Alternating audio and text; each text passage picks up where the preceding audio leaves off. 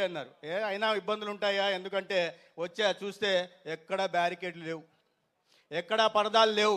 గౌరవ ముఖ్యమంత్రి గారు రైతుల మధ్య కూర్చొని ఒక సాధారణ రైతులాగా ఇవాళ రైతులాగా ఒక తెలుగు రైతు ఎలా ఉంటారో అలా ఉట్టిపడేలాగా కూర్చోన్నారు. ఆ రోజులు పోయినాయి, బ్యారికేడ్ల రోజులు పోయాయి, ఆ రోజులు పోయినాయి, పరదాల మాటను తిరిగే రోజులు పోయాయి.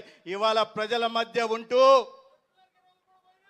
అది కూడా నేను వస్తానన్నా, దానికే వస్తాను, నువ్వు తొందరపడద్దు. మళ్ళా ఇవాళ ప్రజల మధ్య ఉంటూ ప్రజల సమస్యలు తెలుసుకోవాలి.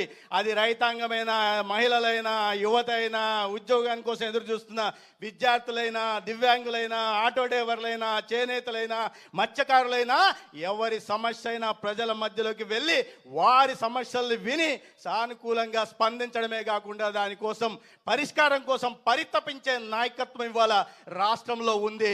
చెట్లు అంటున్నారు, చెట్లు కూడా నరకడాలు లేవని. చెట్లు నరకడాలు లేవు. ఎంత సుందర దృశ్యమో ఉందో చూడండి.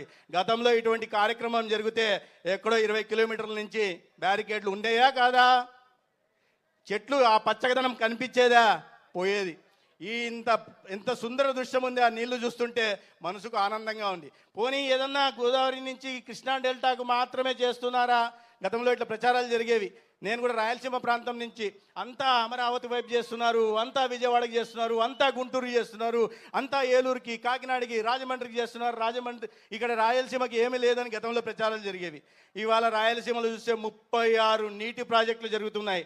నా నియోజకవర్గం ధర్మవరం ఎక్కడో శ్రీశైలం నుంచి 700 కిలోమీటర్ల హెచ్ఎన్ఎస్ఎస్ ఇవాళ నీరు క్యారింగ్ కెపాసిటీ పెంచి దానికి లైనింగ్ చేసి ఇవాళ నీరు అక్కడి నుంచి మారుమూల ప్రాంతానికి కూడా దారిలో పోతున్న ప్రతి ఎకరాకి సాగునీరు అందించే ప్రయత్నం చేసి దాన్ని కొద్ది నెలల్లోనే సాకారం చేసి రైతుల వెంట ఉండే ప్రభుత్వం అని చెప్పడం కాకుండా చేసి చూపించిన నాయకత్వం ఉంది. నా నియోజకవర్గం నుంచి కూడా 16 కిలోమీటర్ల హెచ్ఎన్ఎస్ఎస్ కాలువ పారుతా ఉంది. రైతులు